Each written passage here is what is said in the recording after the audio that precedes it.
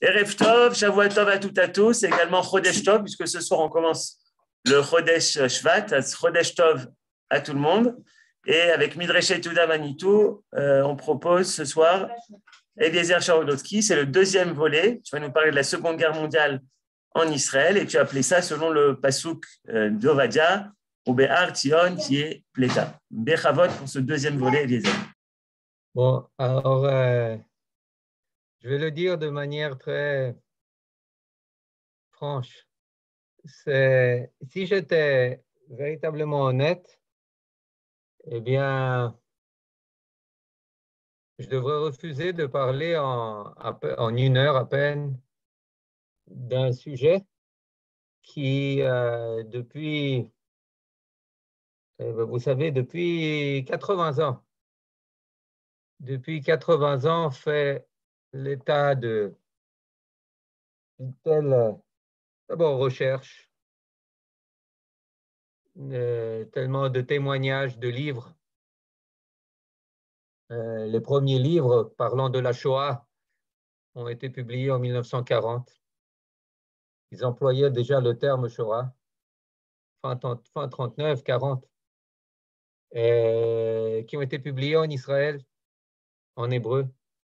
Et puis, depuis, la polémique, eh bien, elle n'a pas cessé.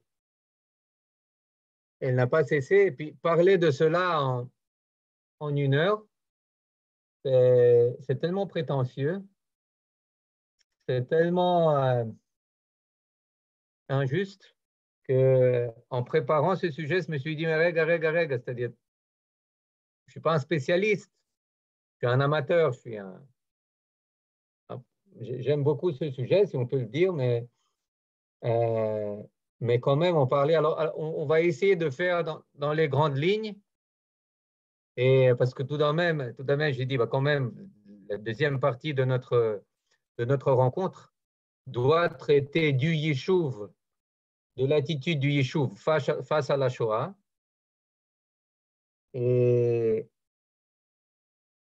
essayer vous savez, d'approcher le sujet, parce qu'il est 80 ans après, 75 ans, 76 ans après, il est toujours aussi chargé. Je voudrais commencer par une petite histoire. Une petite histoire pour parler de ça. Là, je vous montre la photo d'une personne que le monsieur, eh bien, tout le monde devrait le connaître. Tout le monde devrait le connaître si notre enseignement de la Shoah et si notre historiographie, elle était fidèle à tous les aspects de la Shoah.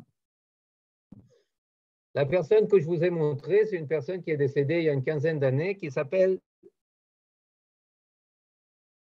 Professeur Rudolf Verba. Alors peut-être que certains d'entre vous, maintenant que j'ai dit son nom,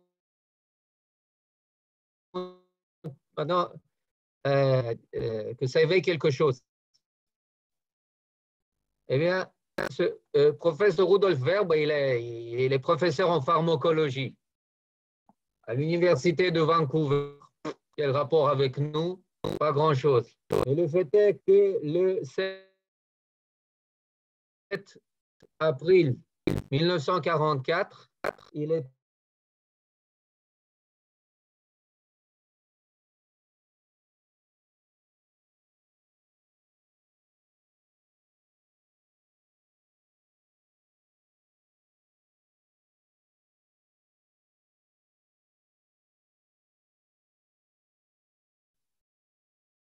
si encore une fois il y a problème, alors je vais changer tout simplement de réseau parce que là, enfin, vous savez, je vais changer de réseau. Je vais changer de réseau parce que pour que ça coupe plus.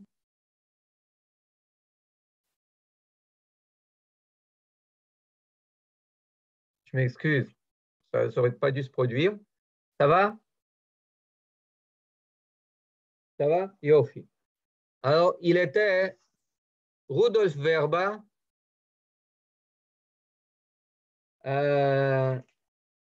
encore une fois, comme je vous l'ai dit, le 7 avril 1944, il est l'un des 5 personnes qui a réussi à s'échapper d'Auschwitz.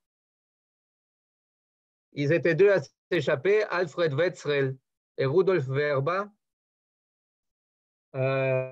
C'était une fuite bien planifiée, mais ce n'était pas seulement une fuite pour survivre, c'était une fuite pour témoigner des nouvelles voies ferroviaires qui étaient construites à l'approche d'Auschwitz, qui devaient y acheminer les 800 000 Juifs de Hongrie. Donc, ils se sont dit, bon, il était depuis plus d'1 an et demi à Auschwitz. Il disait, ça fait longtemps que je voulais m'échapper, mais maintenant, je voulais m'échapper pas seulement pour sauver ma peau, mais surtout pour sauver la vie à des centaines de milliers de Juifs hongrois qu'on savait qu'ils devaient venir que les nazis planifiaient leur extermination à Auschwitz. Ils se sont échappés, ils ont fait des semaines de route à pied pour arriver en Slovaquie. Et là-bas, ils ont écrit un rapport qui s'appelle le rapport d'Auschwitz et qui était le premier témoignage. C'était en 1944, c'était le premier témoignage, comment dire, de première source, de Kli Rishon, de gens qui avaient été à Auschwitz et qui en sont sortis pour témoigner, et pas seulement pour témoigner pour que les gens sachent, mais pour sauver d'autres Juifs. Ils ont envoyé ce rapport à Kastner en Hongrie et à Weissmandel en Slovaquie. Weissmandel, qui était la tête de la résistance ultra-orthodoxe juive en Slovaquie et qui collaborait avec les organisations sionistes, malgré les divergences idéologiques, a envoyé ce rapport à son frère en Hongrie et tant Kastner que son frère n'en ont rien fait. N'en ont rien fait. C'est seulement plus tard que ce rapport est arrivé à une personne dont on a déjà parlé il y a 2 ou 3 ans, qui s'appelait Moshe Kraus, qui l'a fait parvenir à l'ambassadeur il y a fait, exactement, Nadine Todaraba. Il y a un livre qui est sorti qui s'appelle « Je me suis évadé d'Auschwitz ». Exactement. Eh bien, ce rapport est arrivé à l'ambassadeur américain à Istanbul. Ensuite, il est arrivé à Washington. Et ensuite, c'est le rapport qui a fait arrêter les transports et les déportations des Juifs hongrois de juillet à octobre 1944. De juillet à octobre 1944, selon certaines estimations, c'est ce qui a sauvé 200 000 Juifs. 200 000 Juifs. Maintenant, pourquoi je vous raconte ça? Je vous raconte ça eh bien parce que dans les années 80, il y a un professeur que vous voyez là avec Rudolf Werba, qui est un professeur qui s'appelle Ruth Lin, professeur qui n'est même pas une historienne, professeur d'éducation de l'université de Haïfa, qui a entendu parler de cette histoire, qui a vu le livre qui était traduit en hébreu, Brichatim Yoshvitz, et puis qui se demandait, mais règles, pourquoi j'en ai jamais entendu parler?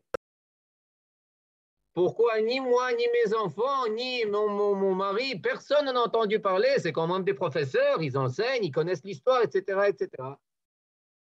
Et donc, elle a dit, bon, je vais essayer de trouver ce verbe, où il se trouve. Ça lui a pris des années, et quand pour finir, elle a été de donner des conférences Vancouver, eh bien, il y a une amie qui lui dit, bah, tu cherches Verbe, bah, il est là. Il est allé le voir. Qu'est-ce qu'il lui dit? Quoi, tu viens d'Israël? Oui. Tu viens d'Israël, fous le camp. Fous le camp, je ne veux pas te parler. Mais non, mais je veux vous parler. J'ai fait des années que je vous cherche. Je ne veux pas te parler. Vous êtes un pays de Kastner et qui nous ont traités de savon. Un pays de Kastner et qui nous a traités de savon. Maintenant, pourquoi je raconte ça? Parce qu'elle, elle était très surprise. Comme vous avez vu d'après la photo, ensuite, ils sont devenus amis, etc., etc. Mais en attendant, on voit que il y a énormément comment dire, de damra, je ne sais pas si on peut dire en français, de mauvais sang à ce sujet. Une des raisons, oui, Nadine, vous continuez à le dire, il ne se trouve pas à la librairie de Yad Vashem, il est mis au banc. Parce que quand, ensuite, en 98, cette même professeure qui s'est adressée à Yad Vashem pour traduire ce livre, etc., elle dit non, non, non, ça ne nous intéresse pas. Et que son rapport, vous ne le trouvez même pas en hébreu. Le rapport d'Auschwitz, vous ne le trouvez pas en hébreu. Mauvaise foi, merci. Eh bien, alors elle s'est adressée à l'université de Haïfa pour qu'il lui octroie, pour son livre, pour son œuvre, pour tout ce qu'il a fait, un doctorat en, comment dire, le Shem Kavod, comment on traduit le Shem Kavod? Un doctorat emeritus, je ne sais pas, doctorat d'honneur. Bon, alors il est venu en Israël, et en Israël, c'était une levée de bouclier d'une très grande partie d'historiens de la Shoah, qui disaient, mais non, docteur honoris causa, toda. Mais non, mais il y a beaucoup de choses qui étaient fausses, mais ce n'était pas un rapport professionnel. Mais il y avait tous les spécialistes du judaïsme de Pologne, de Slovaquie, etc. Ils se sont opposés. Ils se sont opposés, c'était encore avant que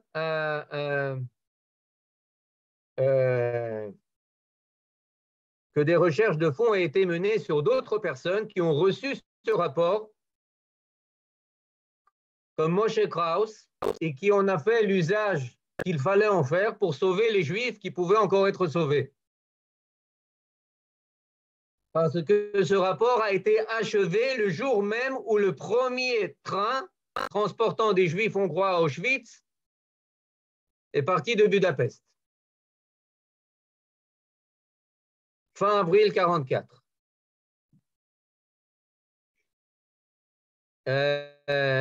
Toute cette introduction, je l'ai fait pourquoi? Je l'ai fait pour dire que jusqu'à nos jours, cette histoire, elle date de la fin du XXe siècle, 98. Mais jusqu'à nos jours, 20 ans, 22 ans après, c'est un sujet où il y a beaucoup de non-dits. Et pour de bonnes raisons. Pas seulement pour des raisons de complot et autres, mais pour aussi des raisons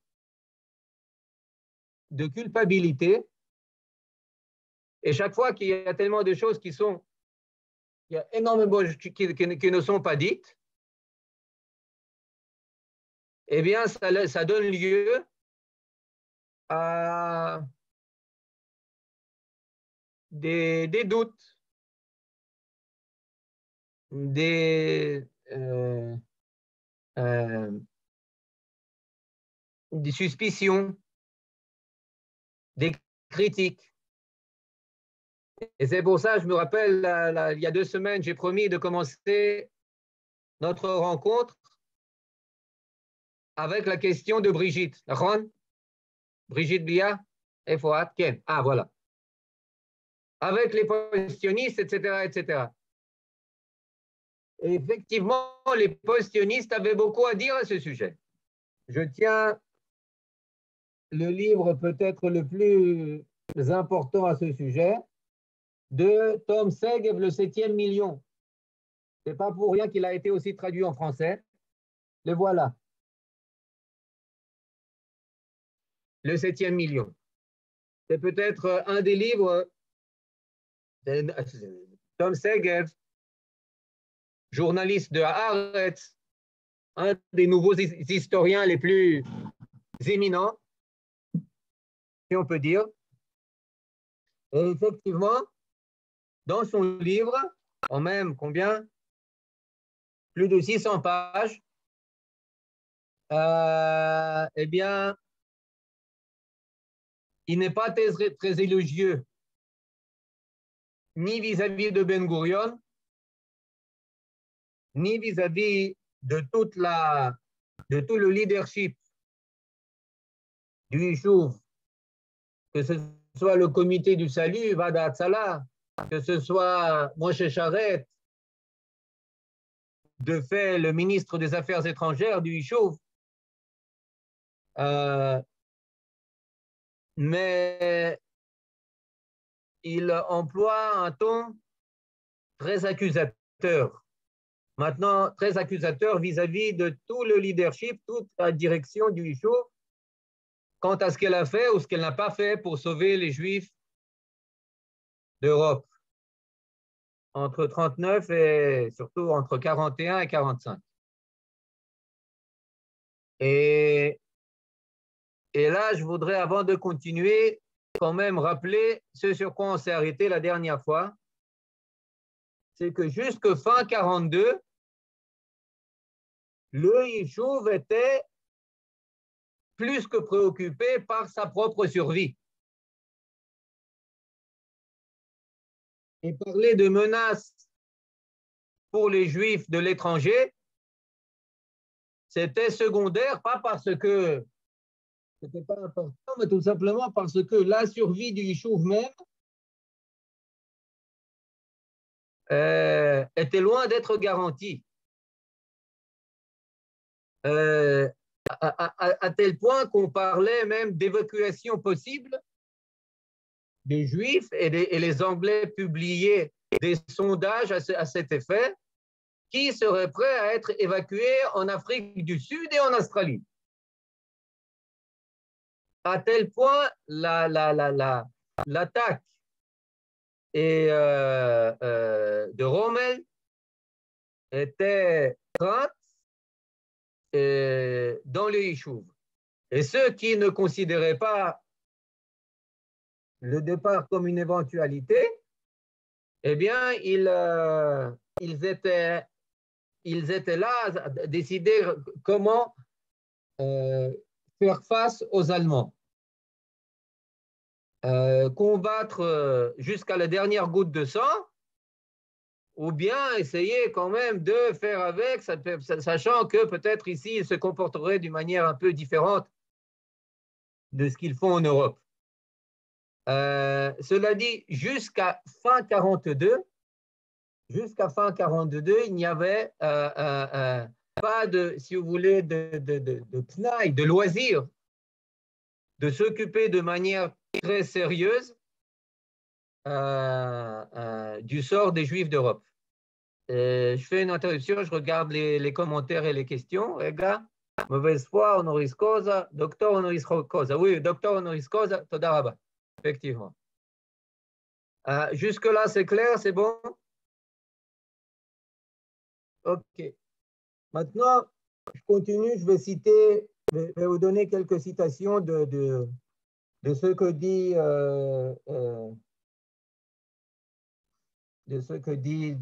Tom Segev. Il cite un journal, un article du Hapoel Hatzaïr Hapoel Hatzaïr du parti Mapai.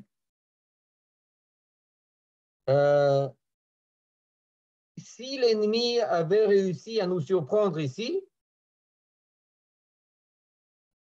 il cite le journal, une tempête se serait levée dans les âmes. Cette extermination aurait été sans nul doute quantitativement beaucoup moins importante que celle du judaïsme européen, mais qualitativement et dans sa signification historique, elle l'aurait été beaucoup plus. Donc, ce qu'il dit, en gros, ce journal, c'est même si ici, et combien nous sommes? Nous sommes moins d'un demi-million. C'est incomparable avec les 9 millions de juifs européens. C'est incomparable. Mais si nous devions être atteints, eh bien, au niveau qualitatif, ça aurait été beaucoup plus, comment dire, ça aurait été une perte beaucoup plus grande que une perte de millions de juifs en Europe. Pourquoi? Parce que ici, et là, je continue d'ailleurs, parce que ici, eh bien, nous ne sommes pas juste quelques juifs, mais nous construisons le collectif juif, nous préparons l'État juif. Il faut savoir qu'en mai 1942, a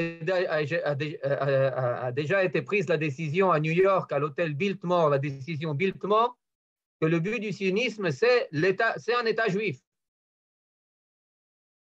C'est un arbre pour tous les juifs. C'est plus qu'un arbre pour tous les juifs. Et c'est de là, en fait, là, dans toutes ces citations, eh bien, qu'est-ce qu'on trouve? On trouve déjà une attitude assez, comment dire, on pourrait dire cynique,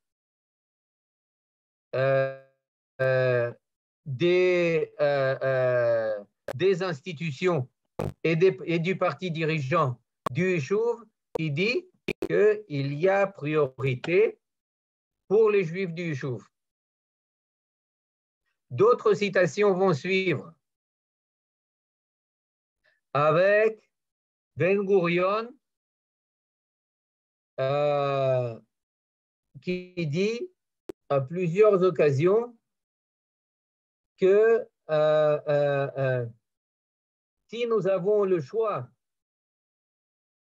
entre sauver 1 million de Juifs qui resteront en Europe et sauver un demi-million de Juifs qui viendront en Eretz Israël, eh bien, il faut sauver un demi-million de Juifs. C'est des citations qui sont très difficiles. Je peux vous donner, on peut voir, share screen. Non?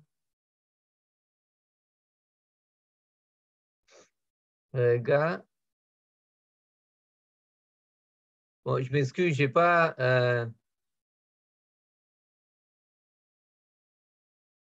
eu le temps de traduire ça. Hein.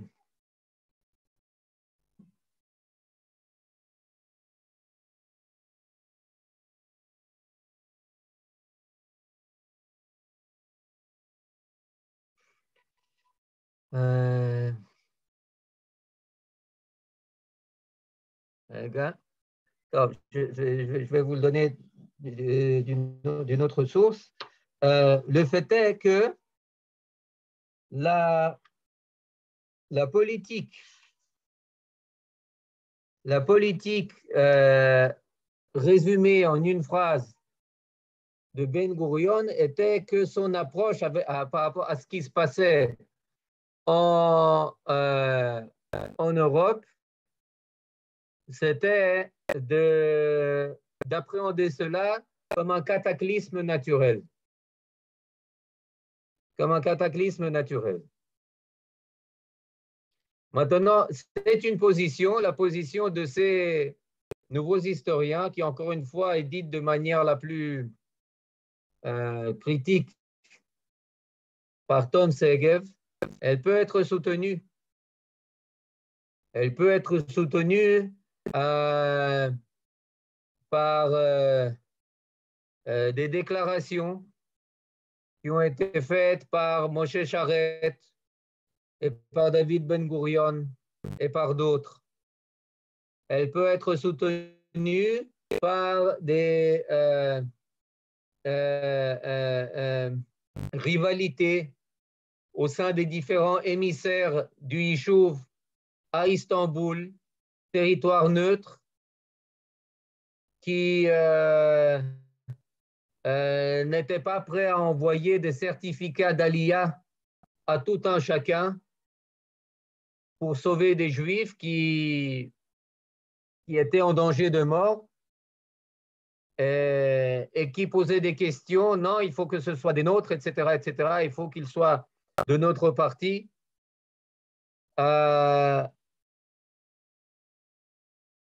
Et puis, il y a toute une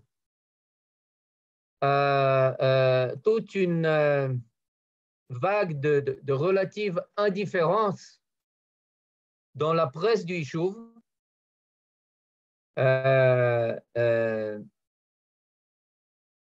dès la fin de 1942, quand on a eu déjà plus que vent de ce qui se passait dans l'Europe occupée. On savait très bien que les Juifs étaient exterminés. On a déjà parlé du premier million de Juifs exterminés. Les journaux avaient déjà fait part de demi-million de Juifs romains qui étaient exterminés. On parlait déjà des chambres à gaz. On avait déjà reçu le télégramme de Rigner, de Gerhard Rigner, qui était le représentant de l'organisation sioniste, de l'organisation juive mondiale à Genève, et qui a fait part de ce qui se passait, de ce qui se passait à Auschwitz, d'autres camps de concentration et d'extermination. Les Alliés ont déjà publié un communiqué tripartite des États-Unis, de l'Allemagne et de l'Union soviétique, avec aussi la participation de la France libre de Gaulle, qui disait ce qui se passait. Tout cela, c'était fin 1942. Et c'est pour cela que dès fin 1942, les récits sur la destruction du peuple juif commencent à prendre pour la première fois la une des journaux israéliens, du Davar, du Haaretz, etc., etc. Mais ça ne va pas durer. Ça ne va pas durer. Ça va durer quelques mois, mais ça ne va pas durer plus que ça. Berl Katzenelson, le fondateur de Davar,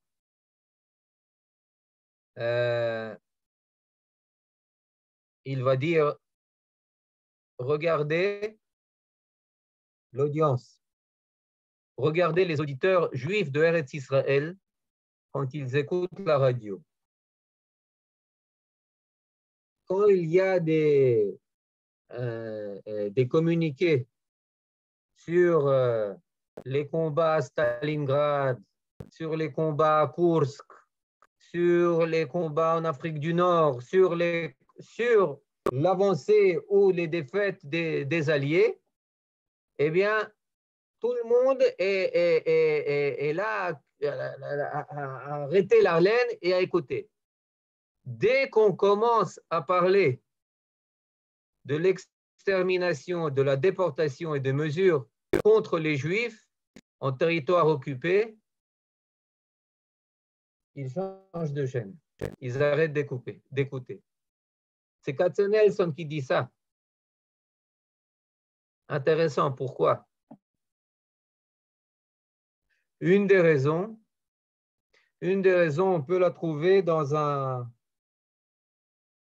poème de Uri Tzvi Greenberg, où c'est son neveu qui s'adresse à lui. Oncle, oh oncle, je t'ai toujours aimé. Comment nous as-tu laissé entre les mains du tueur? Et tu es parti à Jérusalem, mon oncle. Et tu n'as pas réveillé le roi David pour nous. Comment pourrais-tu vivre sans nous, mon oncle? Comment pourrais-tu manger, boire et t'habiller?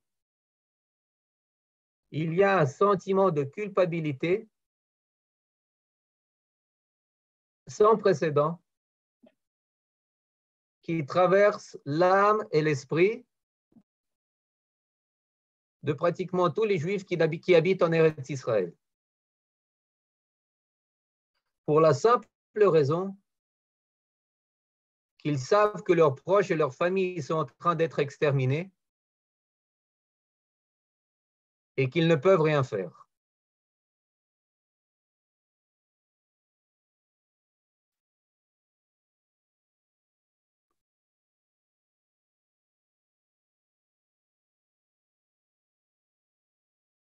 Alors,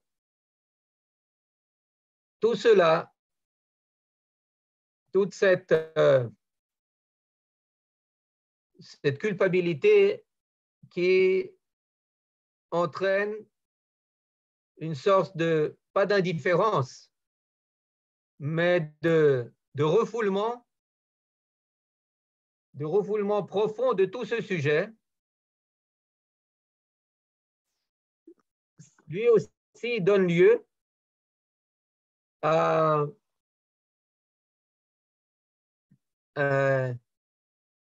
ces accusations adressées par les nouveaux historiens, et pas seulement par les nouveaux historiens, adressées par toute une partie de la population des Haredim, adressées à la direction du Yishuv. Mais où étiez-vous? Où étiez-vous? Pourquoi vous n'avez rien entrepris? Si on rajoute à cela les opérations plus que sujettes à controverse d'émissaires du Yishuv à Budapest comme Kastner, eh bien, ça laisse beaucoup à redire. Ça laisse beaucoup à redire quant à l'attitude du Yishuv et de ce qu'il a fait et de ce qu'il n'a pas fait.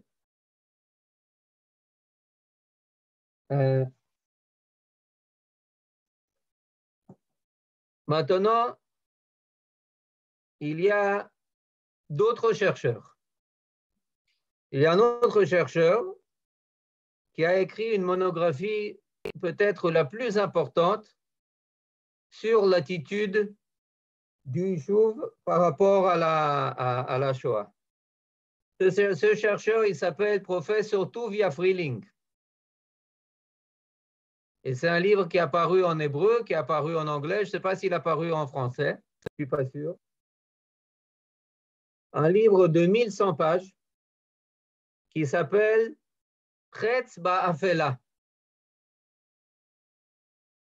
Une flèche tirée dans l'ombre ou dans le crépuscule. Une flèche tirée au hasard.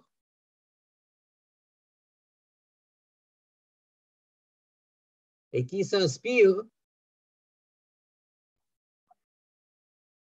d'une citation de Moshe Charette qui dit que même si nous n'avons pas la puissance et le savoir-faire pour entreprendre quoi que ce soit pour sauver nos frères d'Europe, nous devons faire tout ce qui est en notre pouvoir, même si c'est comme une flèche tirée à l'aveuglette, dans le brouillard. Une flèche tirée dans le brouillard, pourquoi? Parce que on ne peut pas rester les mains croisées. Et qu'est-ce que dit dans son livre Preuve en main? Pourquoi preuve en main? Parce qu'il a été fouillé dans d'autres sources. il n'a pas fouillé seulement dans les sources de la Histadrut Hatzionit, etc., mais elle a été fouillée dans les sources des services secrets anglais, des services secrets américains, du Joint. Et là-bas, qu'est-ce que Tuvia Freeling, qu'est-ce qu'il a trouvé? Il a trouvé des sommes très importantes qui ont été investies par le Yishuv sous la direction du triumvirat Sharet Ben Gurion Grünbaum. Grünbaum, je crois qu'il était un des signataires de la déclaration d'indépendance et des ministres du premier gouvernement israélien, des sommes qui étaient investies dans des réseaux en territoire occupé pour essayer de sauver soit des Juifs de Transnistrie, entre Moldavie, Roumanie, soit des enfants juifs, 30 000 enfants juifs d'ailleurs. Toutes ces efforts, l'écrasante majorité de ces opérations ont échoué parce que les réseaux de la Gestapo les ont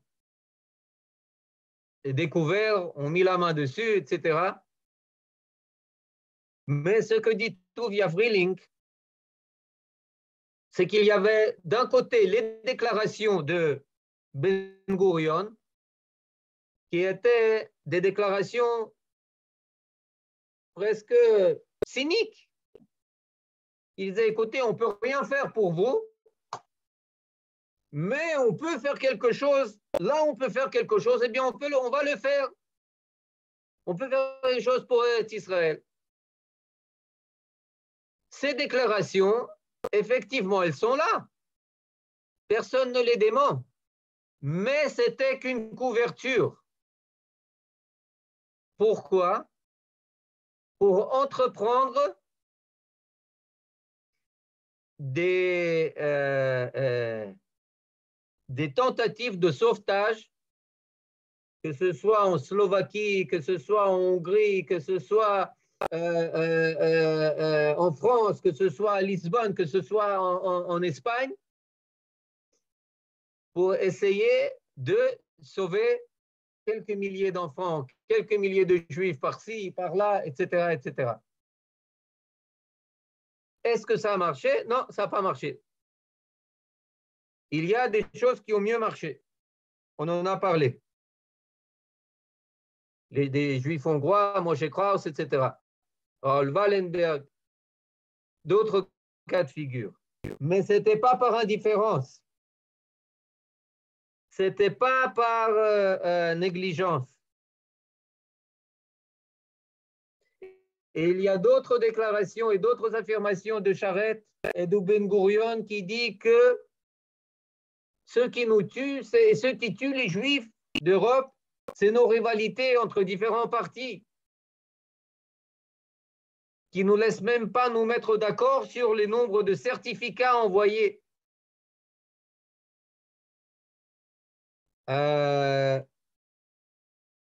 Et donc là, il faut savoir, si on doit faire la part des choses, quels sont les livres les plus importants? Je n'ai pas cité les livres de Dina Porat, etc., qui était le premier à apparaître à ce sujet en 80, dans les années 80, je ne me rappelle plus exactement de l'année. Mais le livre de Tuvia Freeling, qui n'est pas un livre écrit à des fins idéologiques, et qui est un livre qui se fie à des sources qui étaient inconnues d'autres historiens, à commencer par Tom Segev. eh bien, je crois qu'il prend le dessus. Parce que Tom Segev, il avait aussi d'autres raisons pour écrire ses livres. Il avait des raisons idéologiques. Et même si sa critique, elle peut être justifiée par-ci ou par-là, elle doit être prise avec des pincettes pour une double raison. La première raison, c'est que, première chose, il ne faut jamais l'oublier, les premiers qui nous ont empêchés de sauver nos frères, c'est les Britanniques. Les portes étaient fermées sur 75 000 de certificats qu'ils auraient dû octroyer, n'avaient que 50 000 qui, pour finir, ont été mis en œuvre jusqu'en 1945.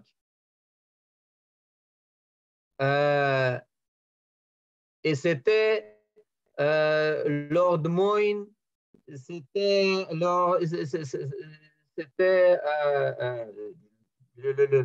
le ministre résident au Caire, responsable du Moyen-Orient pour la Grande-Bretagne. C'était le High Commissioner, le haut commissaire en Eretz Israël, McMichael, et qui était responsable de cette politique de rejet, de refus d'octroyer ce dernier refuge aux rescapés juifs de la Shoah. Et c'était eux, avant tout, qui mettaient des bâtons dans les roues de toute tentative de sauvetage de masse. Quand on est venu à Lord de Moyne lui dire on peut sauver des centaines de milliers de juifs de Hongrie, sa réponse, qu'est-ce que je ferais avec 1 million de juifs en Palestine? Il était assassiné, mis à mort par les deux Eliyahu Hakim, Eliyahu Betsouri, au Caire, 1944. Donc ça, c'est la première chose. Les Britanniques ne nous laissaient pas sauver les Juifs. Quand, après le rapport de Auschwitz, de Verba et de Tverbel, il y a eu un appel pour bombarder les rails menant à Auschwitz. Qui a refusé de bombarder? Qui a refusé? Ce n'était pas les gens du Yishuv, c'était les Alliés qui ont refusé de bombarder les rails. Les seules choses qu'ils ont bombardées, c'était les usines à Birkenau, les usines de caoutchouc. Primo Levi en parle dans son livre, et d'autres en parlent. Ça, c'était stratégique. Alors là, on bombarde. Mais les rails qui sont à quelques centaines de mètres de là, non, on ne les bombarde pas.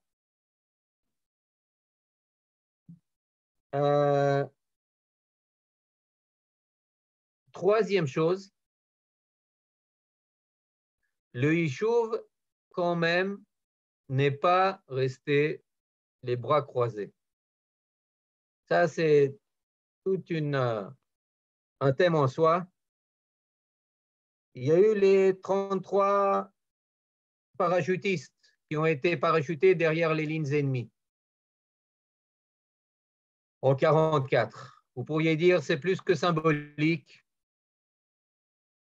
Qu'est-ce qu'ils pouvaient faire? Des gens, des commandants, des partisans comme en Slovaquie, Egon Roth, qui disaient à leur sujet, mais écoutez, jusque-là, nous étions responsables, nous avons sur notre échine, sur nos épaules, à porter le sort des Juifs d'Europe. Maintenant, nous sommes responsables aussi des Juifs que vous nous envoyez. Vous voulez faire quoi? Vous voulez faire la guerre? Vous voulez changer la donne avec quelques dizaines de parachutistes que vous envoyez ici? D'un autre côté, il y a d'autres qui ont vu dans ces personnes des émissaires porteurs d'une lumière, porteurs d'un message, d'un judaïsme qui était d'une terre juive qui était là en train de revivre depuis fin 42 et 43, lorsqu'on prend conscience finalement de ce qui se passe. Alors, il y a des jours entiers de jeûne qui sont déclarés. Il y a naturellement des cinémas, des centres de divertissement qui sont fermés. Il y a des grèves qui sont déclarées. Il y a énormément de, comment dire, de gestes de solidarité du Yishuv pour se porter, pour se dire solidaires de nos frères qui sont en Europe. Donc, le Yishuv, il fait quelque chose. Même si le Yishuv, à cette époque, c'est quelque chose de tout à fait, je ne sais pas, c'est une île hors réalité. Il faut savoir ce qui se passe dans le Yishuv à l'époque. C'est le centre du monde. Pourquoi? Parce que toutes les forces britanniques sont là. Vous avez ici le monde entier. Vous avez les Néo-Zélandais, les Australiens, les Hindous, les Britanniques, les Égyptiens, tout ce que vous voulez, tous sont présents ici. Et ils sont là, ils parler chacun sa langue. C'est-à-dire, et l'industrie est en plein essor, tout est prospère. Et on est en train de fournir en munitions, en mines, en vêtements, en bérets, en tout ce que vous voulez. Les armées britanniques, partout pratiquement où elles sont. Et puis, une autre chose, on est quand même en train de se mobiliser. On veut mobiliser, on est prêt à se mobiliser à plus de 130 000 personnes dans l'armée britannique. Pour finir, c'est les Britanniques qui nous refusent, jusqu'en 1944, quand ils acceptent, bon, il y a ils acceptent à prendre 5 000 personnes qui vont servir en fin de la guerre en Italie du Nord et prendre part au combat là-bas, mais c'est pas en tout et pour tout 30 000 personnes juives du Yishuv vont servir dans l'armée britannique, mais c'est aussi une contribution. C'est aussi quelque chose. Et quand Tom Segev et d'autres nouveaux historiens nous disent ils ne voulaient pas se mobiliser, Ben Gurion ne voulait pas se mobiliser entièrement dans l'effort de guerre des Alliés, il voulait garder les forces pour défendre le Yishuv. Ben, je peux le comprendre. Je peux le comprendre jusqu'en 1942, à plus forte raison, avec Rommel à nos portes. Mais après, ensuite, idem. Idem, pourquoi? Parce qu'ils savaient qu'ensuite, on devait résister face aux Britanniques, face aux Arabes, et que le prochain combat, après la fin de la Seconde Guerre mondiale, eh bien, il devra être livré en Eretz Israël.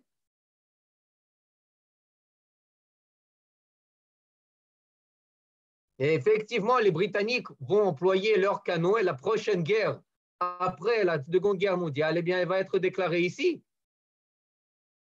La guerre d'indépendance, dès le 30 octobre 1947.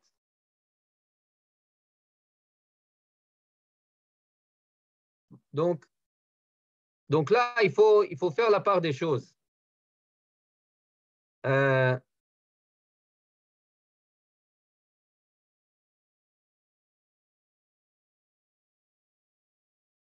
Je crois s'il y a une chose sur laquelle on pourrait être unanime,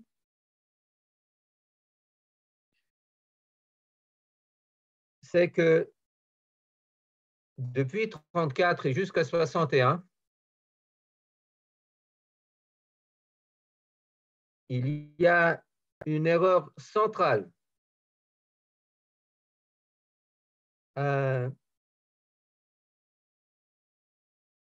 qui a été commise.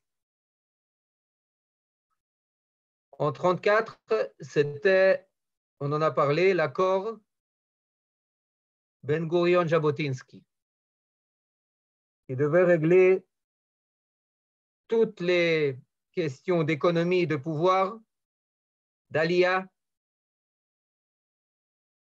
de position vis-à-vis des Britanniques au sein du Yishuv entre les forces en présence, forces sionistes en présence, les forces de Jabotinsky et de Ben Gurion.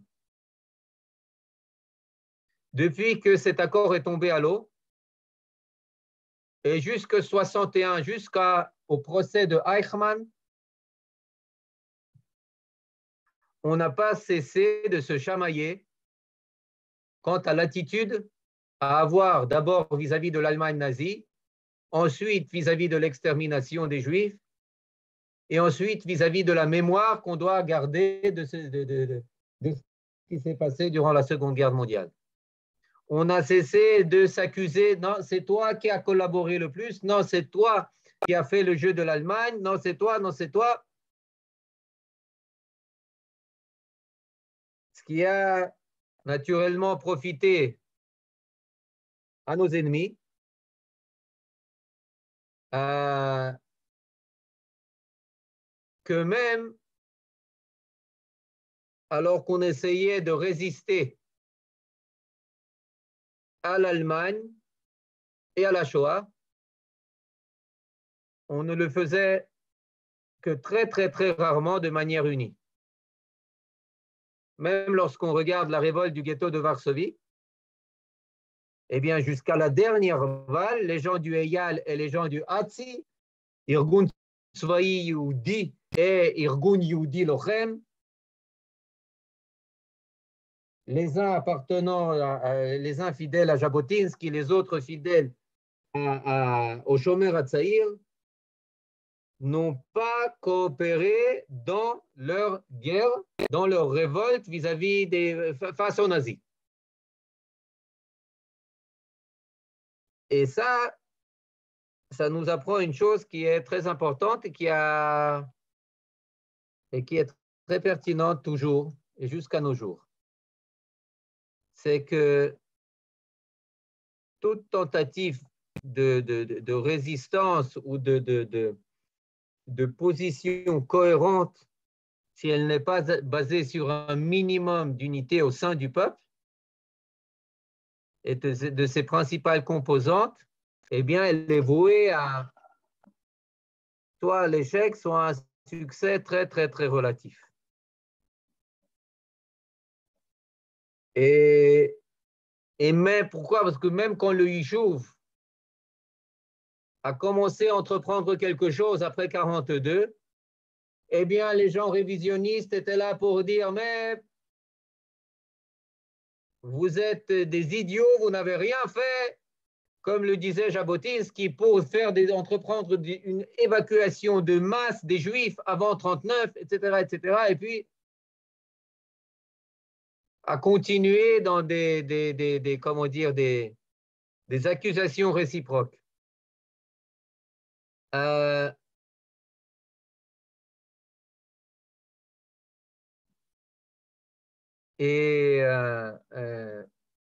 61, bon, on en a parlé, d'autres occasions, Ben Gurion a réussi, durant le procès de Eichmann, à quand même unir les rangs et a essayé et à réussir en grande partie à bâtir une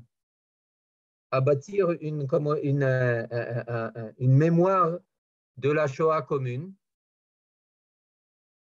Elle est partielle, mais elle est commune.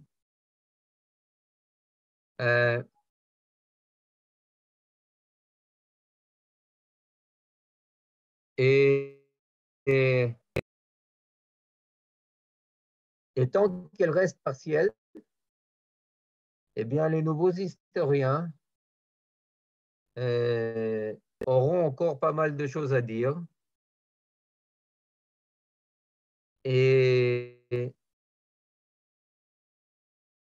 Mais pour résumer, pour voir, je pense que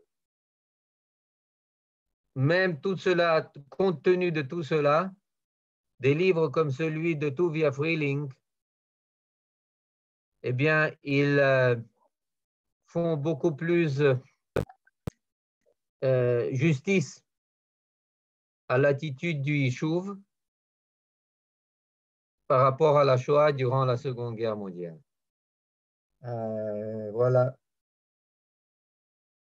La majorité des choses restent non dites. Nadine, il y avait aussi l'action de Khadjami Hussein et d'empêcher l'arrivée de gens en Palestine. Enfin, Nahon, bien sûr.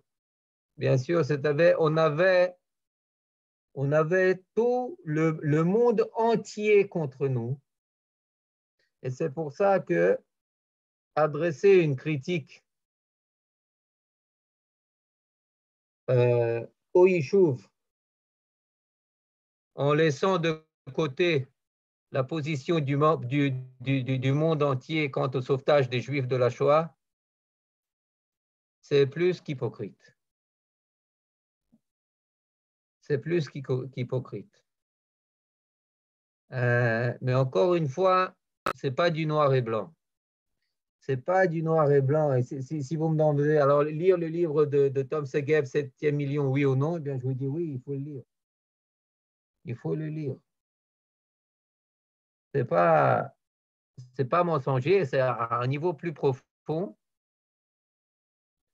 Ça nous apprend beaucoup de choses sur comment il faut, quel sens il faut prendre de notre histoire, comment il faut l'appréhender.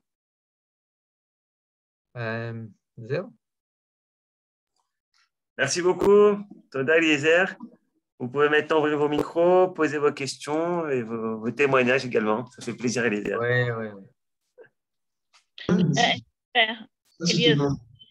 Oui. Oui. Comme tu as dit, le Yishuv a fait tout ce qu'il pouvait, mais ils avaient quand même les pieds et les mains liés à cause des Britanniques. Et puis, il n'y avait pas tellement de personnes en Israël et il n'y avait pas tellement d'argent non plus. Mais ce sont les Juifs, c'est finalement, ce sont les Alliés, et particulièrement l'Amérique, qui n'a pas fait grand-chose. Et d'ailleurs, le rabbin Weissman, dans son livre Les Unheeded Cry, mentionne exactement. Ils n'ont rien fait. Le pauvre, il est mort tout à fait déprimé. Il était dans un état lamentable.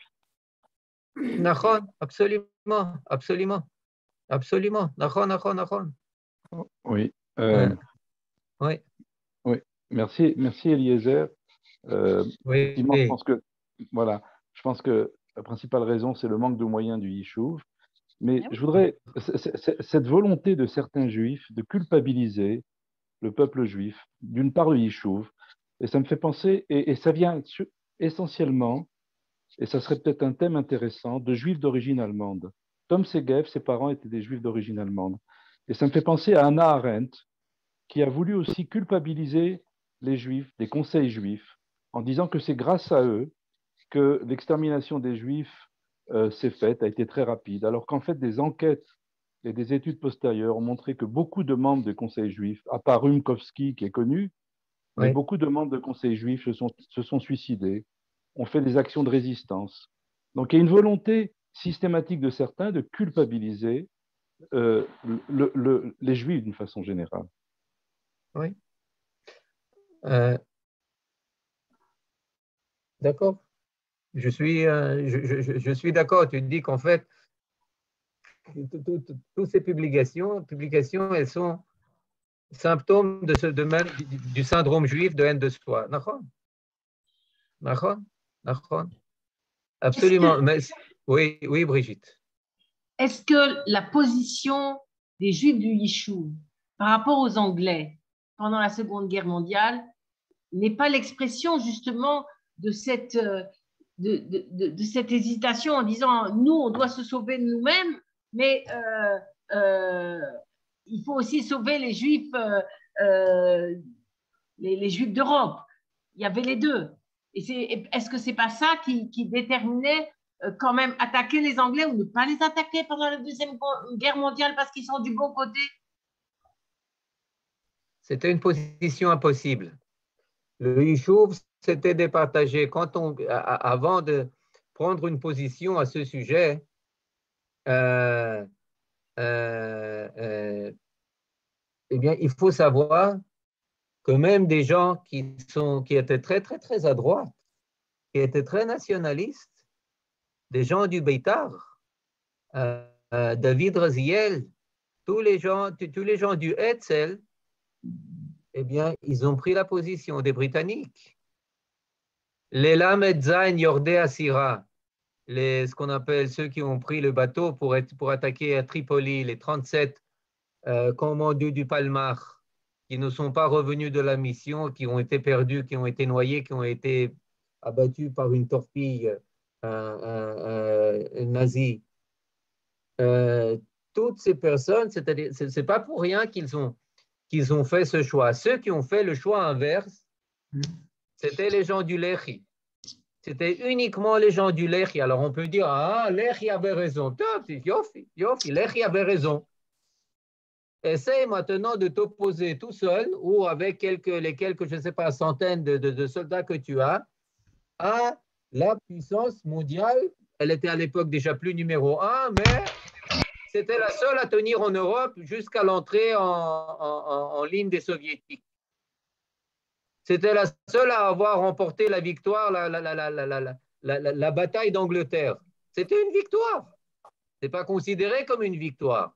Mais elle a abattu, elle n'a pas permis aux nazis et à la Luftwaffe de prendre, de débarquer en Angleterre. Maintenant, des villes entières étaient bombardées, etc. Mais ils ont tenu tête. Ils ont tenu tête. Donc, il y avait Ben Gurion, il était épris d'admiration pour les Britanniques et pour leur sang-froid quand il était là-bas dans une église, pas pour prier, mais en visite, et que les gens qui étaient là durant la prière, pendant un bombardement, ils n'ont pas bougé. C'est ce qu'il raconte, c'est ce qu'il raconte dans ses mémoires, ou Tevet qui raconte à ce sujet, je ne me rappelle plus, mais donc, puis, même ceux qui ont pris les armes contre les Britanniques, mais les Britanniques les ont limogés. Les Britanniques n'ont rien laissé d'eux. Ils ont assassiné Abraham Stern, et en 1942, dans les vergers, dans les orangeries de Pétartik, il y a encore quelques dizaines de gens avec Yoshua Cohen et d'autres qui étaient encore associés des Britanniques. Rien n'est resté du Lehi. Donc, il fallait aussi prendre des décisions qui n'étaient pas seulement justes au niveau théorique de principe, mais qui étaient faisables, qui étaient réalisables. Je peux poser une question?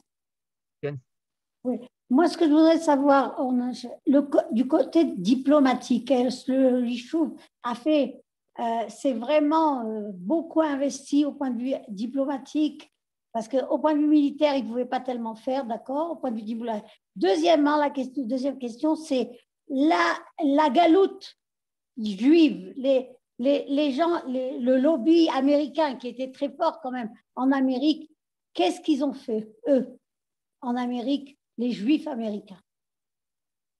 Bon, les Juifs américains, on a parlé. Comme nous, on était divisés au Yishuv. Ou alors eux-mêmes, ils étaient divisés comme nous, on était au Yishuv. Ceux qui ont pris parole aux États-Unis, c'était Peter Bergson. C'était le groupe Bergson. Peter Bergson, son vrai nom, c'est Hillel Kook. C'est le neveu du Rav Kook qui a essayé de lever l'opinion publique, d'éveiller l'opinion publique juive et américaine aux États-Unis face au mutisme de l'administration de Roosevelt. C'est lui qui a organisé une manifestation de 400 rabbins devant la Maison-Blanche. C'est lui qui a fait des manifestations à Flushing Meadow, etc., etc. C'est lui qui a rallié à sa cause le maire de New York, non, comment il s'appelle? C'est La Guardia. La Guardia, etc., etc. Mais tout cela passe au silence d'une écrasante majorité des Juifs américains. Est-ce qu'elle a réussi? En partie avec finalement la fondation du War Refugee Board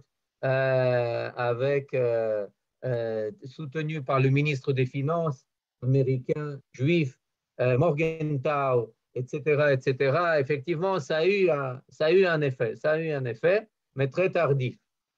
Très tardif quand ils ont ouvert le quota, ils ont élargi le quota pour les juifs qui pouvaient émigrer aux États-Unis. Dans le Yishuv, une des critiques, je le dis honnêtement, je dois préparer, je ne suis pas à même maintenant de dire est-ce qu'il y avait plus de choses qui pouvaient être entreprises à ce sujet par le Yishuv. Il y avait des manifestations, il y avait des grèves, de la faim, il y avait des Yamei Tzom qui ont été entrepris par le Yishuv pour éveiller, entre autres, l'opinion internationale lorsque des informations vérifiées étaient arrivées ici, eh bien, l'agence juive les a publiées. Lui a fait suite Stephen Wise, qui était à la tête de l'organisation juive mondiale. Est-ce que ça a eu un effet? Non, pour finir, ça n'a pas eu un effet. Donc, même si on a crié, même si on a supplié, il y avait... je vais vous donner un exemple. Il y a eu un organisme qui s'est monté qui s'appelait Aldomi. Des psaumes qui ne restent pas silencieux. Il y avait la Bacha Yagnon, il y avait Martin Buber, etc., etc. Alors, ils se sont adressés à des écrivains étrangers. Ils se sont adressés à Bernard Shaw. Et Bernard Shaw, qu'on aime beaucoup cité, etc., il a dit non, je ne peux pas vous aider. Je suis très solidaire, naturellement, je verse des larmes pour des Juifs, mais je pense que ma prise de position pour la défense des Juifs, eh bien, elle serait plus nocive que bienfaisante. Oh, thank you very much. Donc, ils se sentaient seuls, même des personnes qui se disent la conscience humaine. Une personne qui était plus honnête à ce sujet, c'était l'écrivain allemand, Thomas Mann. Thomas Mann qui donnait déjà des témoignages au BBC dès 1941 ou 42.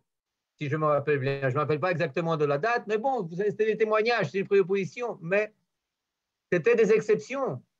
C'était des cas exceptionnels. Et c'est pour ça qu'on était véritablement, se dire qu'on pouvait faire encore plus, oui, mais l'accusation portée vis-à-vis des Juifs, il faudrait d'abord la porter vis-à-vis des alliés et des nazis, naturellement. En 1942,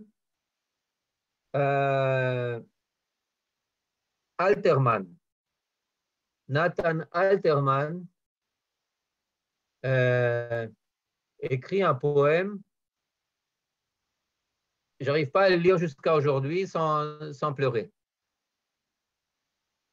qui s'appelle Mikol Ha'amim. Mikol Ha'amim. Je ne sais pas s'il a été traduit en français. Ata bachartanu Mikol Ha'amim. Ata bachartanu Mikol Ha'amim, il l'écrit en 42. Il l'écrit en 42 et il le termine par le fait que non, ce n'est pas seulement les nazis. Akadosh Baruch Hu, tu vas demander des comptes. Pas seulement aux Allemands, pas seulement aux nazis, mais à tous ceux qui ont gardé silence, à tous ceux qui n'ont rien dit.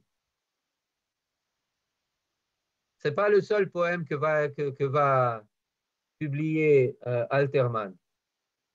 Est-ce que c'est suffisant pour dire qu'on s'est battu? Est-ce qu'il faut rajouter des poèmes incroyables, d'une puissance incroyable de Horace Greenberg? Est-ce qu'il faut ajouter les prises de position des grands rabbins on parlait beaucoup. Naturellement, pas assez. Mais là, il faut faire part des coupables. Et peut-être qu'une partie du tikkun, c'est de retrouver les véritables proportions. Je peux poser une question? Ken?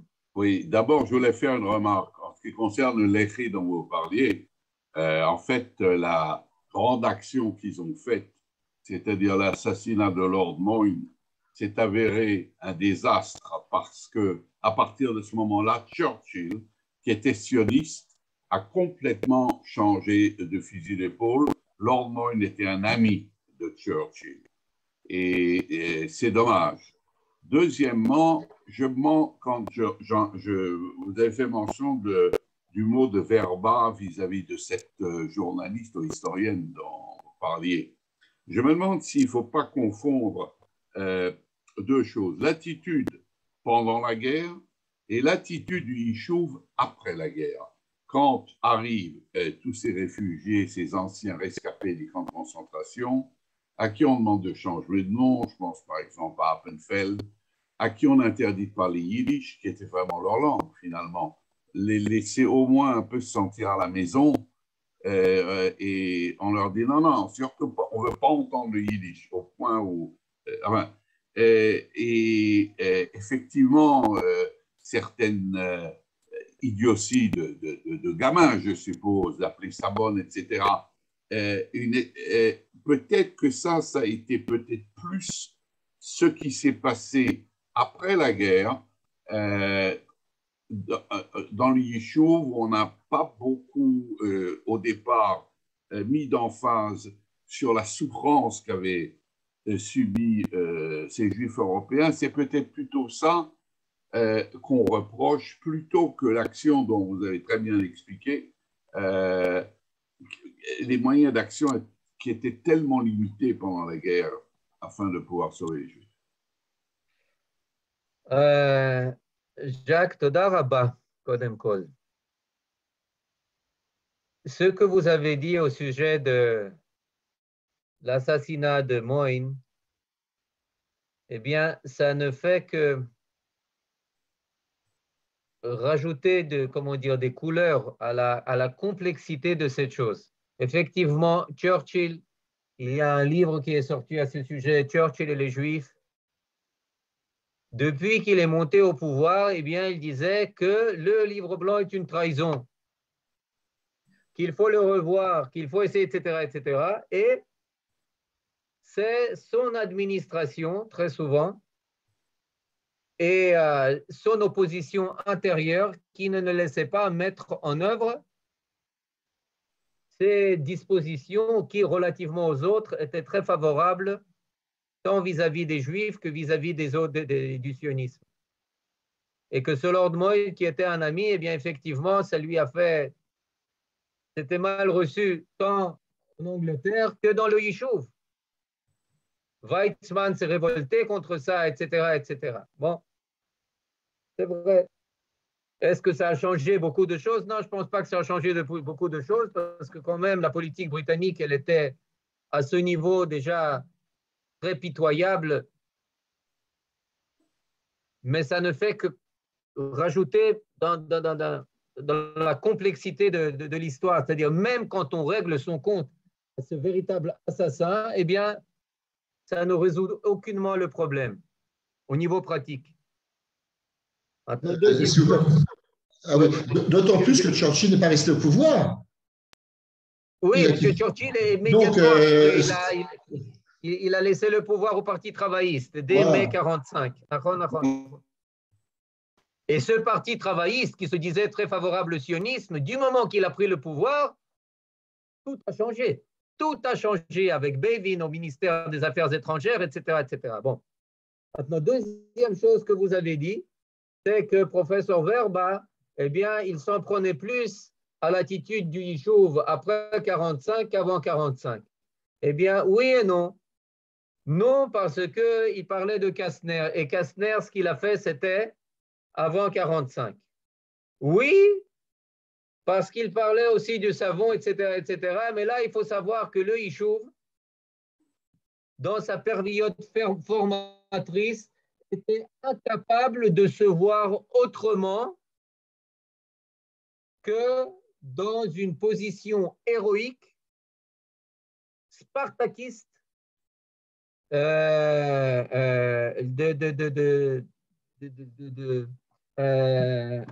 à la mort ou à la guerre ou à la vie, arme en main. Et il était absolument incapable de voir une autre définition de ce que c'est qu'être juif. C'est-à-dire que repoussant l'image du juif de la Shoah, faisait partie de cette lutte pour fonder un nouvel ethos juif qui était indispensable pour remporter la victoire et pour survivre au Moyen-Orient. Et c'est seulement une fois cet ethos, cette inhibition surpassée, une fois qu'on s'est présenté pas seulement en tant que victime, mais en tant que juge de nos exécuteurs et de nos bourreaux, qu'on a commencé à appréhender de manière différente la Shoah et ses victimes. 61, 62, ensuite 67, ensuite 73, on a commencé à s'identifier. Jusqu'à faire de la Shoah un des piliers fondateurs de notre légitimité en Eretz Israël. Et ça, à mon sens, c'est déjà problématique, pas seulement à moi. Mais oui, donc là, vous avez avancé de quelques années après 1945, mais là aussi, il y a beaucoup à dire en défense du Yishuv. Il était incapable d'accepter et d'incorporer cet ethos juif victimaire de la Shoah. Et oui, c'était pour lui une question de l'iriot ou l'ardol, d'être ou de ne pas être. Tout à fait. Malheureusement, le livre de Rudolf Verba, on ne peut absolument pas le trouver en Israël, en hébreu. À la librairie de Yad Vashem, où on peut acheter des livres, il n'existe pas. Dans le catalogue non plus, on n'existe pas. Il est mis au banc et c'est absolument dramatique. Et vous comprenez pourquoi ça donne lieu à des suspicions, etc., etc. Si il y a quelqu'un qui est venu et qui a pris le monopole sur la mémoire et qui refuse de laisser de donner voix à des héros véritables de la résistance juive et de l'effort du salut, alors comment on peut faire confiance? Comment on peut faire confiance?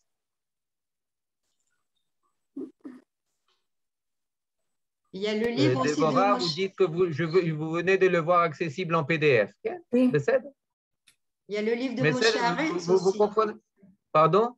Le livre de Moshe Arens sur justement les combattants du ghetto de Varsovie qui n'étaient pas du côté gauche, du bon côté, du bon côté.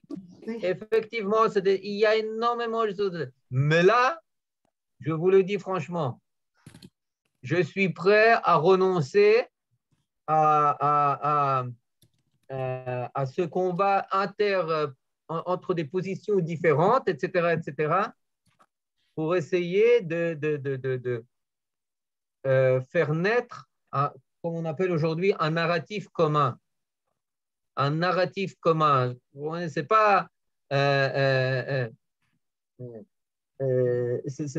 pas que Abba Kovner, qui était l'architecte principal de la mémoire de la Shoah, c'est un prêtre, c'est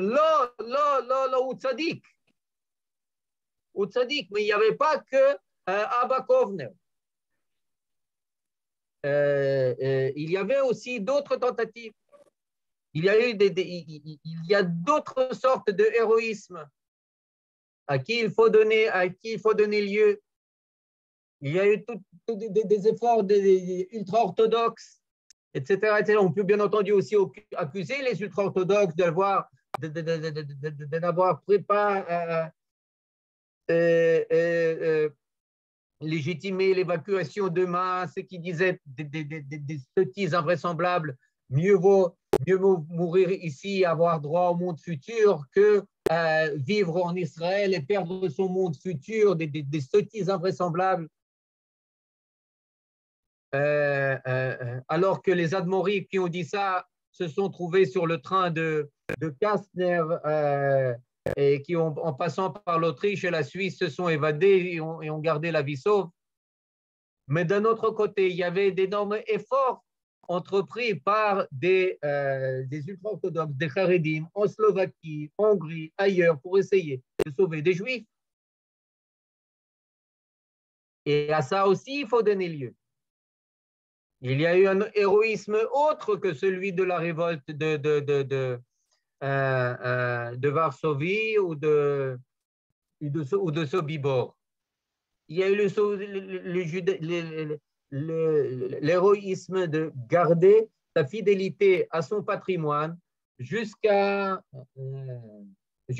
crématoire, jusqu'à la douche au gaz.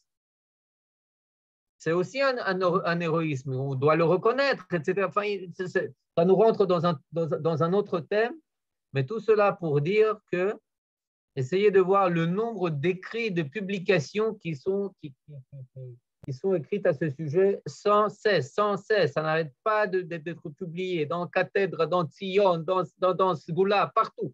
Partout. Pourquoi? Parce que